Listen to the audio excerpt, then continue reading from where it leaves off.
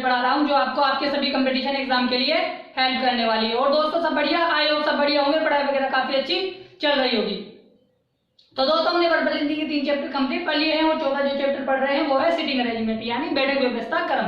तो आप चाहते हो मुझसे ऐसे ही कंप्लीट हिंदी सब्जेक्ट पढ़ना तो आप मेरे चैनल को सब्सक्राइब कर ले, ठीक है। नीचे रेड कलर का सब्सक्राइब बटन है, उस पर क्लिक करें और बेल आइकन को दबा दें, जिससे क्या होगा जो मेरे आने वाले वीडियोस है उनकी नोटिफिकेशन आप तक आ जाएगी। और दोस्तों अगर आपके कोई फ्रेंड सर्किल में, नेबर सर्किल में, ब्लड सर्किल में या आपके सोशल मीडिया पर कोई भी कंपटीशन एग्जाम, रिप्लेसमेंट एग्जाम या सीईटी एग्जाम की तैयारी कर रहा है तो आप हमारे वीडियोस को जरूर शेयर करें। तो दोस्तों शुरू करते हैं आज की क्लास को। दोस्तों मोबाइल को हॉरिजॉन्टल मोड पे लेके देखें ताकि चीजें आपको अच्छे से दिखाई दे। तो दोस्तों हमने वर्बल हिंदी के 3 चैप्टर कंप्लीट कर लिए हैं और चौथा जो चैप्टर पढ़ रहे हैं सिटिंग अरेंजमेंट। इसकी काफी क्लासेस पीछे हो चुकी हैं। जो विद्यार्थी आज की क्लास को देख रहा है मेरा उससे विशेष अनुरोध है कि जाके वो पीछे की क्लासेस को पहले देखे, क्योंकि एक सिटिंग अरेंजमेंट को सोल्व करने के लिए जिन बेसिक चीजों की आवश्यकता होती है मैंने वो पीछे की क्लास में काफी अच्छे से पढ़ाई है। तो शुरू करते हैं आज की क्लास को दोस्तों। तो आप सभी का ध्यान मेरी तरफ होना चाहिए यानी बोर्ड की तरफ होना चाहिए। तो दोस्तों हमने पिछली क्लासेस में 45 क्वेश्चन कर लिए हैं सिटिंग अरेंजमेंट के। आज जो हम 46वीं सिटिंग अरेंजमेंट को सोल्व करेंगे जो बैंक में पूछी गई है। तो दोस्तों एक सिटिंग अरेंजमेंट को सोल्व करने के लिए हमें क्या करना होता है, सबसे पहले उसे रीड आउट करना होता है, ठीक है दोस्तों। तो आप सभी का ध्यान बोर्ड की तरफ होना चाहिए यानी मेरी तरफ होना चाहिए ताकि मैं आपको इसको अच्छे से समझा सकूं और इसको अच्छे से कैसे सोल्व करना है मैं आपको बता सकूं, ठीक है। तो सबसे पहले क्या करना है, हमें इसे पढ़ना है। पढ़ने से हमें ये पता लग जाएगा ये सिटिंग अरेंजमेंट क्या कहना चाहती है, उसमें किन की चीजों की बातें की गई है, ठीक है। तो सबसे पहले इसको पढ़ लेते हैं। देखो दोस्तों 46वां क्वेश्चन है, आप सभी का ध्यान बोर्ड की तरफ होना चाहिए ताकि मैं आपको अच्छे से समझा सकूं। 12 व्यक्ति हैं, 2 समांतर पंक्तियों में इस प्रकार बैठे हैं कि प्रत्येक पंक्ति में 6-6 व्यक्ति हैं तथा अगल बगल के व्यक्तियों के बीच समान दूरी है, ठीक है दोस्तों। पंक्ति 1 में ए बी सी डी तथा एफ,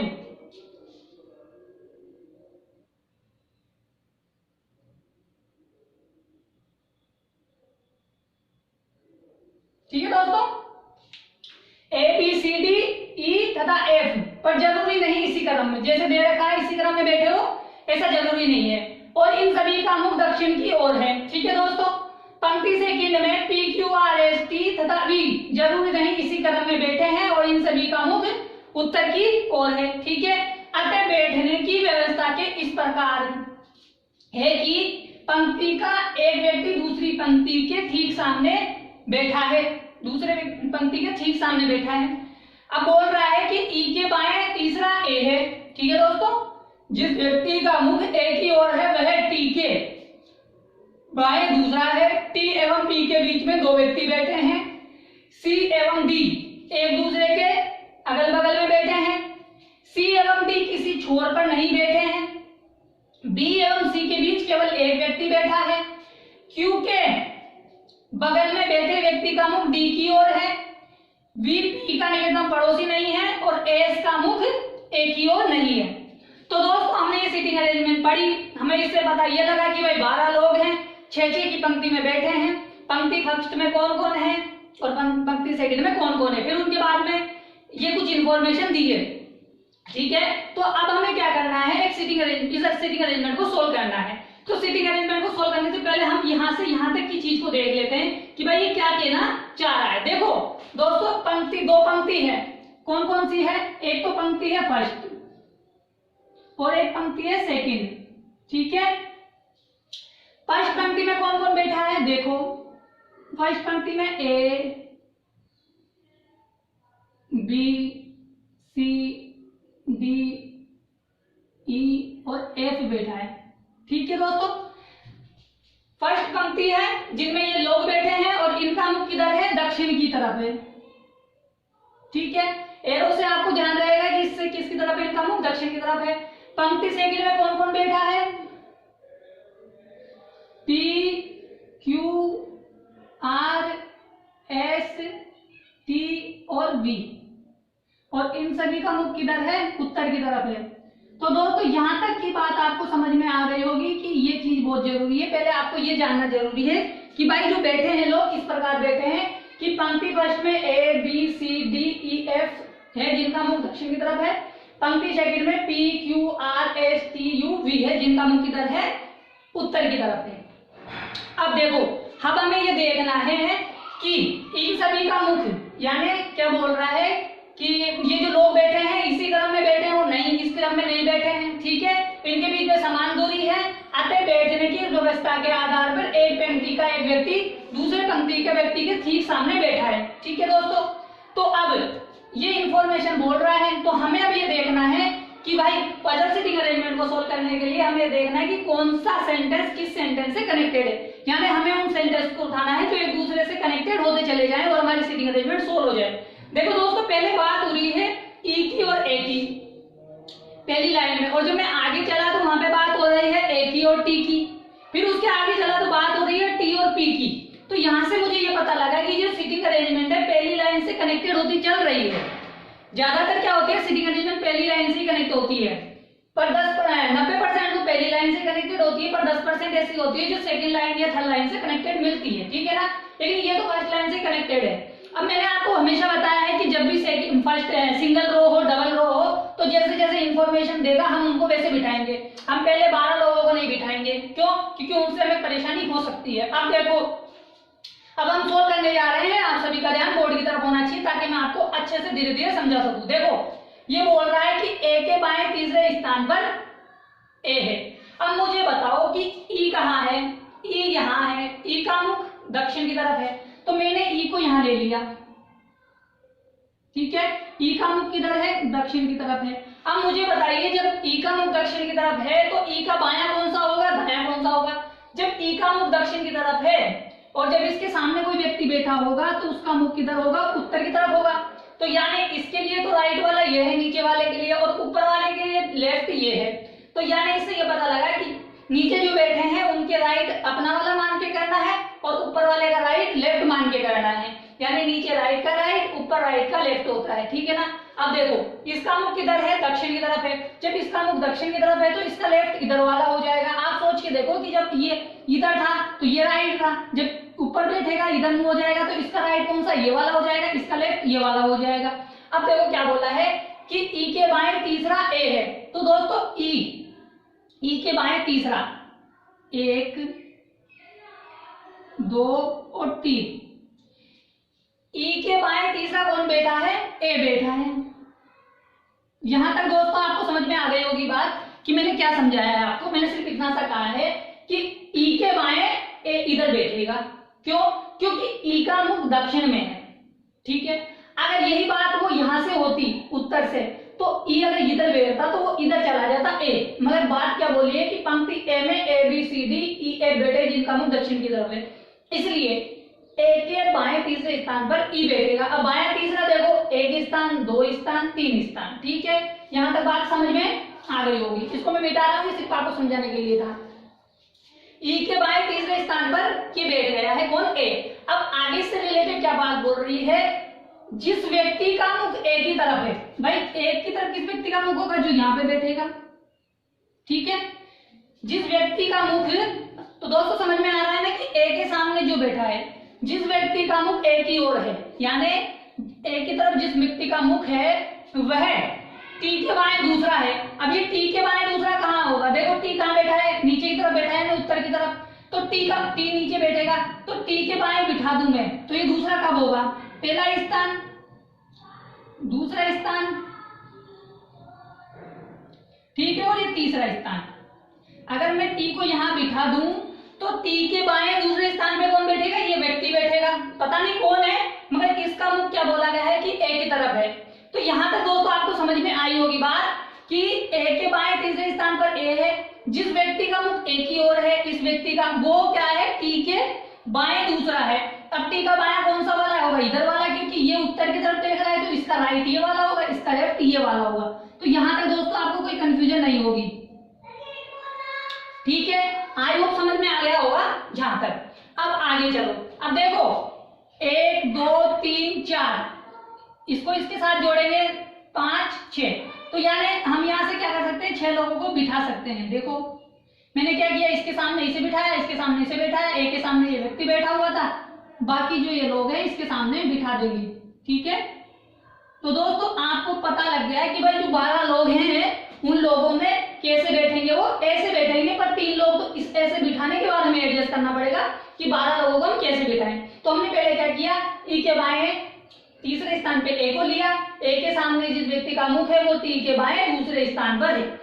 इस तरह से ए के बाएं 1 2 3 4 5 6 यानी 6 व्यक्ति दो पंक्ति में डिवाइड हो गए और उन सभी का मुख एक दूसरे की ओर है। अब आगे चलो, अब आगे क्या बोल रहा है, देखो कि टी और पी के बीच में दो व्यक्ति बैठे हैं। देखो टी यहाँ बैठा है, तो टी और पी के बीच में दो व्यक्ति कौन से होंगे, 1 2, तो पी कहाँ बैठ जाएगा, यहाँ बैठ जाएगा, कोई समस्या नहीं आई। अब देखो अब क्या बोल रहा है कि सी और डी पंक्ति है, सॉरी यहाँ से बैठेंगे, सी एवं डी एक दूसरे के बगल में बैठे हैं और इसके आगे एक बात और बोली गई है कि सी और डी पंक्ति के छोर पे नहीं बैठे। देखो सी और डी कहाँ है, ऊपर है, तो ऊपर तो डी है और वो एक दूसरे के बगल में बैठे हैं। तो देखो एक जगह ये है, एक जगह ये है, पड़ोसी है एक दूसरे के, मगर ऐसा कहा गया कि उनमें से कोई भी है ना जो छोर पे नहीं बैठ सकते। तो ए ई मतलब डी और सी में से कोई भी है ना इस जगह नहीं बैठ सकते। लेकिन अब ऐसा तो हो सकता है ना कि यहाँ बैठेंगे, लेकिन क्या पता हमें कि कौन सा व्यक्ति कहाँ बैठेगा। तो देखो कि भाई हमने मान लिया कि भाई डी यहाँ बिठा दिया और सी यहाँ बिठा दिया, लेकिन ऐसा भी तो हो सकता है ना दोस्तों कि भाई साहब सी यहाँ बैठ जाए और डी यहाँ बैठ जाए। तो हमें क्या करना पड़ेगा, फटाफट से कंडीशन बनानी पड़ेगी, जिससे हमें क्या करना पड़ेगा, इनको वापस से चेंज करके बिठाना पड़ेगा। कैसे, ऐसे।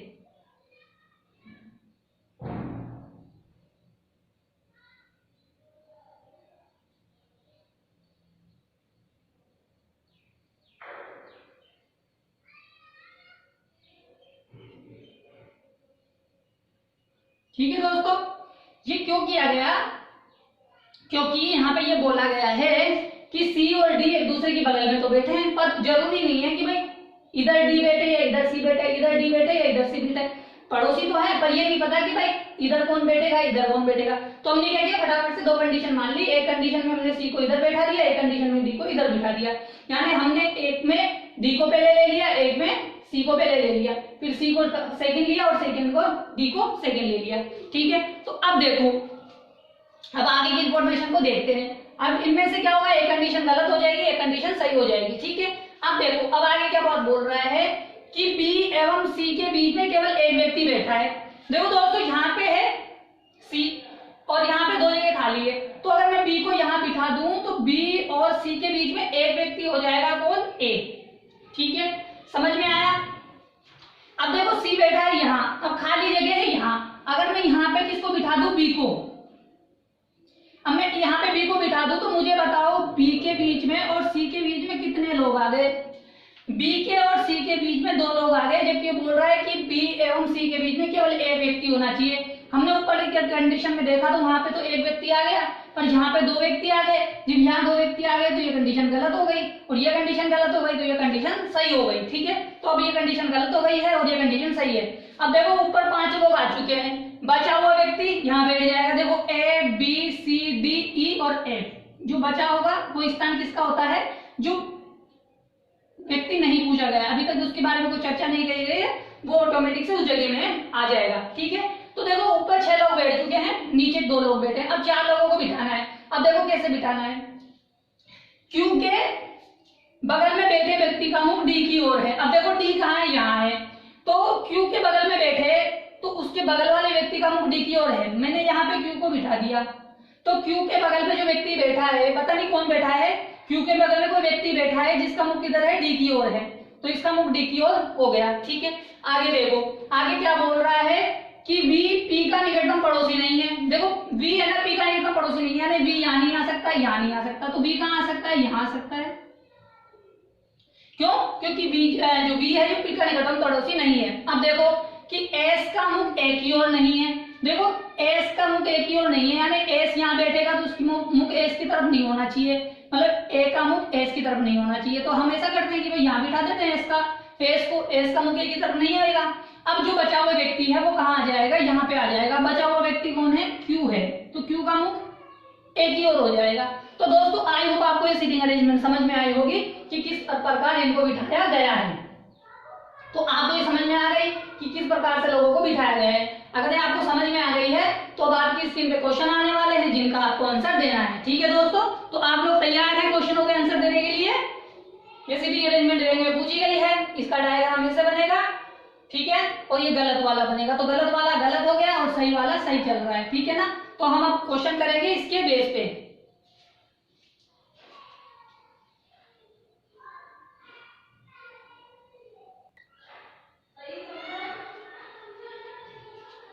तो दोस्तों आपकी स्क्रीन पर पहला क्वेश्चन आ चुका है जो इस सीटिंग से रिलेटेड है। बताइए इसका आंसर क्या होगा कि निम्नलिखित में से कौन, मतलब कौन है वो उस व्यक्ति के बाएं दूसरा है, मतलब कौन है वो जो किसी व्यक्ति के बाएं दूसरा है जिसका मुख एक ही ओर है। बताइए, सोचिए क्या आंसर हो सकता है।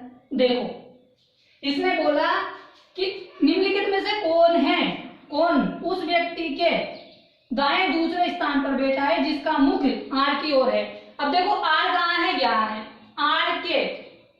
आर की तरफ मुख किसका है, ए के, तो ए के दाएं दूसरे स्थान पर कौन बैठा है, डी। जब हम उल्टा जाएं तो इसके सामने वाले पे जाएं और इसके दाएं जाएं, तो इसके दाएं जाएं तो कौन आएगा, डी आएगा। तो यानी वो व्यक्ति कौन है जो दाएं दूसरा है जिसके सामने कौन बैठा है, आर बैठा है, ठीक है। तो इसका आंसर क्या हो जाएगा, डी हो जाएगा। आया समझ में कि इसका आंसर क्या होगा, डी होगा, ठीक है। तो आप इसका स्क्रीनशॉट ले लें, फिर अपन आगे वाला क्वेश्चन करते हैं। समझ में आया कि निम्नलिखित में से वो कौन है वो, मान लीजिए डी है, ठीक है, निम्नलिखित में से कौन है वो उस व्यक्ति के दाएं दूसरा है। किसके दाएं दूसरा है, ए के दाएं दूसरा है जिसके सामने आर बैठा है, यानी इसके सामने कौन बैठा है, आर बैठा है। तो आर के सामने ए है, तो कौन से व्यक्ति के दाएं बैठा है, वो व्यक्ति जो कौन है, डी है, वो व्यक्ति जो क्या है, ए के दाएं दूसरा है, ठीक है। क्यों, क्योंकि ए का मुख दक्षिण में है इसलिए, तो इसका दायां इधर वाला हो जाएगा। तो आप इसका स्क्रीनशॉट ले लें, फिर आगे वाला क्वेश्चन करते हैं।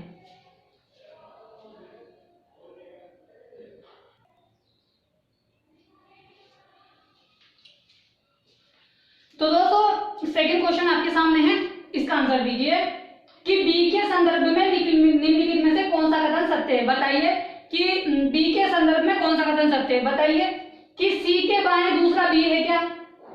देखो सी यहाँ है, सी का मुख दक्षिण में है, तो सी के बाएं दूसरे स्थान पर बी है क्या, बिल्कुल है भाई, पहला आंसर ही हमें मिल गया। अब देख लो क्या दूसरा सही है क्या, बी के एकदम बाएं, क्या बी के एकदम बाएं ए है क्या, बी का मुख इधर है तो बी का दाएं उधर वाला, तो बी के दाएं ए है क्या, नहीं है। टी का मुख बी की ओर है क्या, टी का मुख बी की ओर है, नहीं है। डी बी का निकटतम पड़ोसी है क्या, डी बी का निकटतम पड़ोसी है, नहीं है।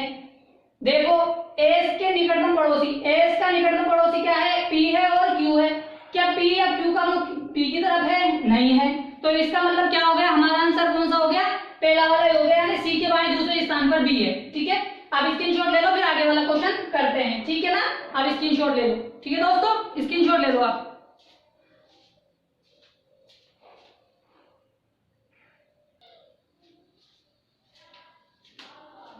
तो दोस्तों स्क्रीन पर तीसरा क्वेश्चन आपके सामने है, इसका आंसर दीजिए कि निम्नलिखित में से किसका मुख पी की ओर है। बताइए पी कहाँ, यहाँ है, तो पी का मुख किसकी तरफ है, सी की तरफ है। सी कौन सा ऑप्शन है, थर्ड वाला है, तो हमारा आंसर कौन सा हो जाएगा, थर्ड वाला, यानी सी। तो आइए दोस्तों समझ में आया कि किस प्रकार के क्वेश्चन पूछे जाते हैं। अगर समझ में आ गया है तो स्क्रीनशॉट ले लें, फिर आगे वाला क्वेश्चन करते हैं, ठीक है दोस्तों। आप स्क्रीनशॉट ले लो, फिर आगे वाला क्वेश्चन करते हैं।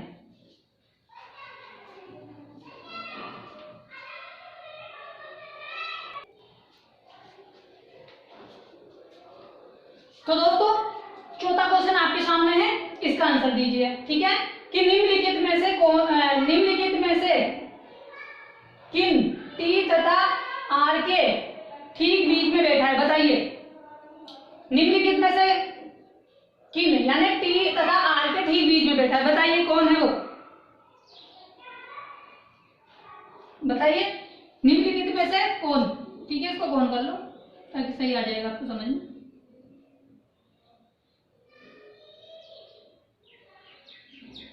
ठीक है, निम्नलिखित में से कौन टी और आर के मध्य बैठा है। बताइए देखो टी यहाँ है, आर यहाँ है, इनके बीच में कौन बैठा है, बी। हमारा आंसर कौन सा होगा, बी, पहला वाला। तो ठीक है, समझ में आया कि आंसर कौन सा होगा, पहला वाला होगा, ठीक है दोस्तों। आई होप आपको समझ में आ गया होगा कि इसका आंसर पहला क्यों होगा, क्योंकि टी और आर के बीच में बी बैठा है, ठीक है ना। स्क्रीनशॉट ले ले, आगे वाला क्वेश्चन करते हैं। ठीक है दोस्तों, स्क्रीनशॉट ले लो।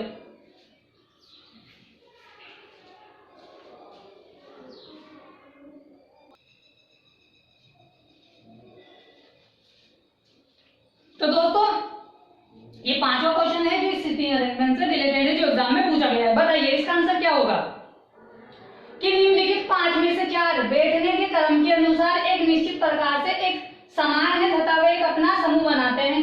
वे कौन सा है? एक है जो इस समूह में शामिल नहीं होता है। बताइए ये 5 ऑप्शन है जो किसी प्रकार से समान है 4 और एक भिन्न है। बताइए, देखो पहले स्थान पर है एफ, ठीक है, समानता निकालनी है। पहले स्थान पर है एफ, एफ कहाँ है? इसमें है, ऊपर वाला मतलब फर्स्ट पंक्ति में है, ठीक है। क्यू कहाँ है? सेकंड पंक्ति में है। यहाँ पे टी कहाँ है? यहाँ है, टी कहाँ है? सेकंड पंक्ति में है। सी कहाँ है? सी यहाँ है, किसमें है? फर्स्ट पंक्ति में है। उसके बाद कौन है? ई, ई कहाँ है? यहाँ है, जो कहाँ है? फर्स्ट पंक्ति में है। ठीक है, देखो एफ, इसको मिटा दो। एफ, एफ कहाँ बैठा है? एक छोर पे बैठा है। क्यू बार बैठा है? एक छोर पे बैठा है। टी कहाँ बैठा है? एक छोर पे बैठा है। सी कहाँ बैठा है? बीच में बैठा है। ई कहाँ बैठा है? छोर पे बैठा है। मतलब सी को छोड़ के बाकी जो 4 है छोरों को दर्शाते हैं, यानी अंतिम छोर पे बैठे हुए हैं। मगर सी जो है ना वो अंतिम छोर पे नहीं बैठा है, वो कहीं बीच में बैठा है, और बाकी जो 4 है वो किसी छोर पे बैठे हैं। तो इसका जो आंसर हो जाएगा कौन सा हो जाएगा? इसका आंसर हो जाएगा सी। ठीक है दोस्तों, इसका आंसर कौन सा हो जाएगा? सी हो जाएगा। तो आई हो दोस्तों आज की सीटिंग अरेंजमेंट आपको काफी अच्छे से समझ में आ गई होगी। तो अगर आप चाहते हो मुझसे ऐसे ही कंप्लीट रीजनिंग सब्जेक्ट पढ़ना तो आप मेरे चैनल को सब्सक्राइब कर ले। नीचे रेड कलर का सब्सक्राइब बटन है, उस पर क्लिक करें और बेल आइकन को दबा दें, जिससे क्या होगा जो मेरे आने वाले वीडियोस है उनकी नोटिफिकेशन आप तक आ जाएगी। और दोस्तों अगर आपके कोई फ्रेंड सर्किल में, नेबर सर्किल में, ब्रदर सर्किल में, आपके सोशल मीडिया पर कोई भी कंपटीशन एग्जाम, रिप्लेसमेंट एग्जाम या सीईटी की तैयारी कर रहा है तो आप हमारी वीडियोस को जरूर शेयर करें। ठीक है दोस्तों, तो दोस्तों आज की क्लास में हमने 46वां क्वेश्चन किया है और कल की क्लास में हम 47वां क्वेश्चन डिस्कस करेंगे, यानी 10 क्वेश्चन और डिस्कस करेंगे जो सीटिंग अरेंजमेंट बैंकों में पूछी गई है। बहुत इंपॉर्टेंट है, ठीक है ना। इससे आपका दृश्य एकदम क्लियर हो जाएगा सीटिंग अरेंजमेंट को लेके कि आप किसी भी सीटिंग अरेंजमेंट को आसानी से सोल्व कर सकते हो। ठीक है दोस्तों, कल मिलते हैं आगे वाली क्लास के साथ, आगे वाले क्वेश्चन के लिए। जब तक के लिए टाटा और बाय बाय।